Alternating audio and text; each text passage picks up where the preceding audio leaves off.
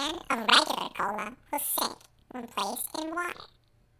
You see, in the same amount of fluid ounces, there are more atoms in the can of regular cola. The main ingredients in cola are carbonated water and sugar.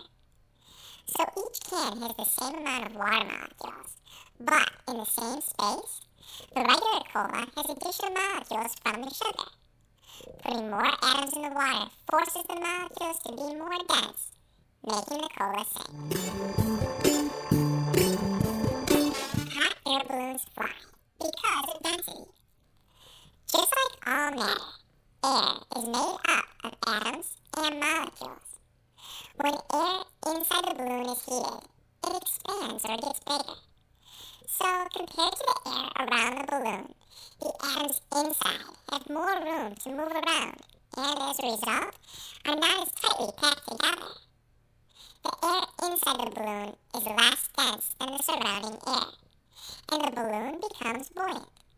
When it's time to land, the pilot stops heating the air, and as it cools, it contracts to match the density of the surrounding air. The effects of gravity go to work and bring the balloon down to Earth. If an object is cut in half, its density remains the same. Take a look at a gold coin, made of neatly arranged gold atoms. When cut in half, the tightness of the atoms does not change. Whether you have a half of a coin or a complete gold coin, the density stays the same. The density of liquid water is 1.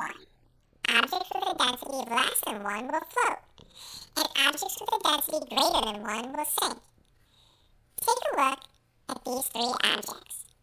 All of them float, so their densities are less than 1. But if you take a closer look, you see that as density increases, more of the block is below the waterline.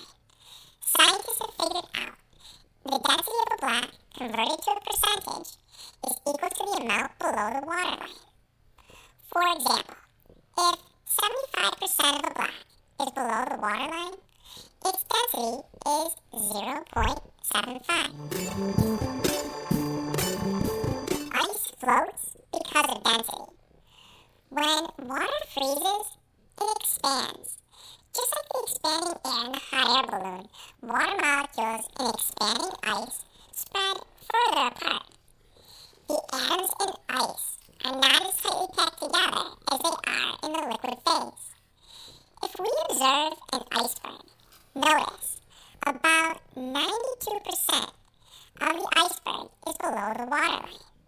This means that the density of ice is 0.92. Density facts. To learn how to measure the density of water, click Density of Water. To see a collection of all science videos, click